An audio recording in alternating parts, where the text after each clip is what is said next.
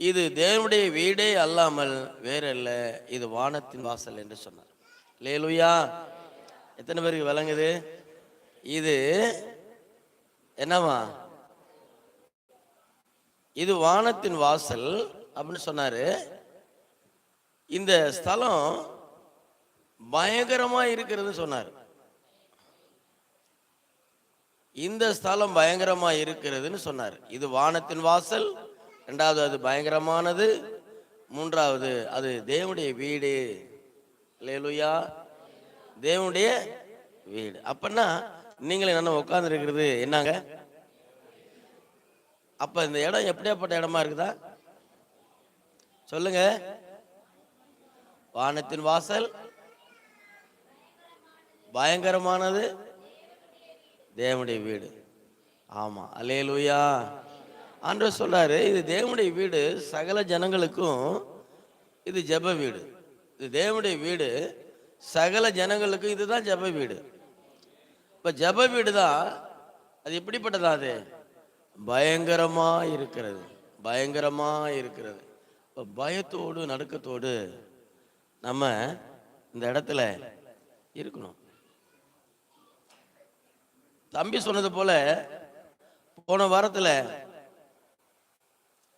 Birthday. யாருக்கு birthday? போன வாரம், போன ஞாயிற்றுக்கிழமை பர்த்டே இல்லை, அதாவது ஞானஸ்தானம் பர்த்டே. யாருக்கு? போன வாரத்தில் தானே? போன வாரத்தில் இல்லையா? கிறிஸ்துமஸ் அன்னைக்கு. கிறிஸ்துமஸ் அன்னைக்கு, கிறிஸ்துமஸ் அன்னைக்கா? ஆமா, கிறிஸ்துமஸ் அன்னைக்கு பர்த்டே. யாருக்கு? ஜெனிபருக்கு பர்த்டே. ஜெனிபருக்கு பர்த்டேவா? அதுக்கு முந்தின வாரம் பிளஸ்ஸிக்கு பர்த்டே. இவங்க ரெண்டு பேரும் யாரோ ஒருத்தர் சாக்லேட் கொடுத்தாங்க. யார் கொடுத்தது? சாக்லேட் கொடுத்தது யாரு?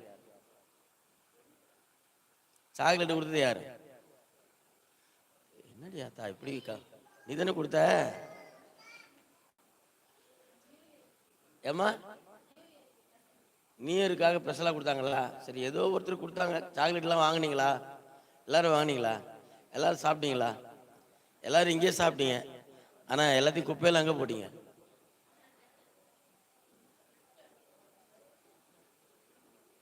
எழுந்துச்சு போன பிறகு பார்த்தா கம்ப்ளீட்டா ஒரே சாக்லேட் பேப்பரா கிடக்குது. பார்த்தீங்க சர்ச். இவ்வளோ ஒரு பயங்கரமான இடம் இது, கனத்துக்குரிய ஒரு இடம் இது.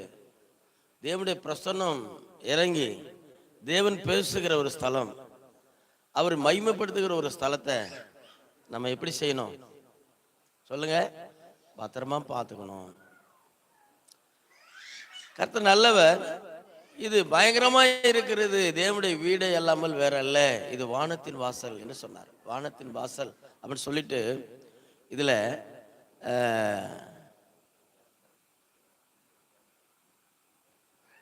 12வது வசனம் சொல்றது, அங்கே அவன் ஒரு சொப்பனம் கண்டான். இதோ ஒரு ஏணி பூமியிலே வைக்கப்பட்டிருக்கின்றது,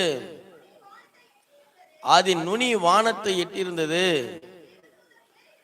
அதிலே தேவதூதர் ஏறுகிறவர்களும் இறங்குறவர்களுமாயிருந்தார்கள்.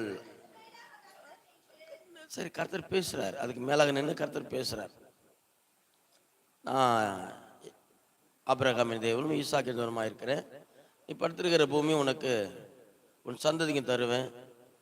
உன் பூமியில் உள்ள நீ தூளை போல மேற்கையும் கிழக்கையும் தெற்கையும் வடக்கையும் உன் சந்ததிக்குள் பூமியின் வம்சங்கள்லாம் ஆசீர்வதிக்கப்படும்.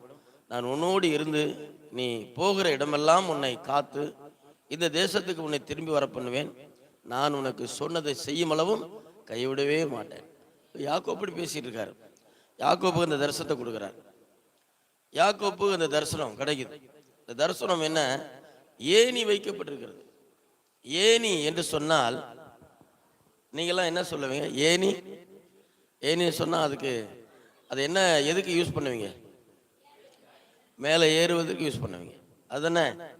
அப்ப இன்றைக்கு ஆண்டவர் உங்களுக்கு இந்த மாதத்தின் முதல் வாரத்தில் பேசுகிற வார்த்தை என்னன்னு சொன்னால், வாழ்க்கையிலே மேலே ஏறுகிற ஏணியாக உங்கள் வாழ்க்கையிலே உயரும்படியாய் உயர்த்தும்படியாய் உங்களுடைய வாழ்க்கையிலே நீங்கள் மேலே ஏறும்படியான ஒரு படியாக இந்த இயேசு கிறிஸ்து